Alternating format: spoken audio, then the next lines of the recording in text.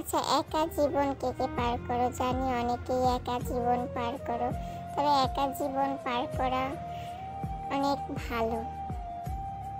কেউ ঠকাতে পারবে না, কাউকে ঠকাতে তুমিও পারবে না, এটাই খুব ভালো।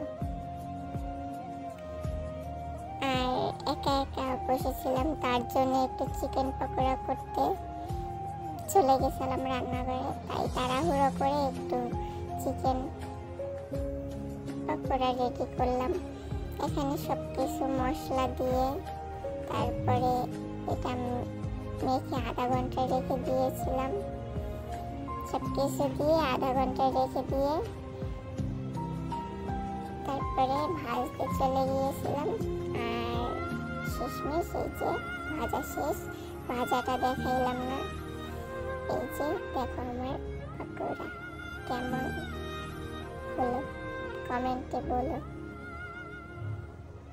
ভালো থাকবে সবাই।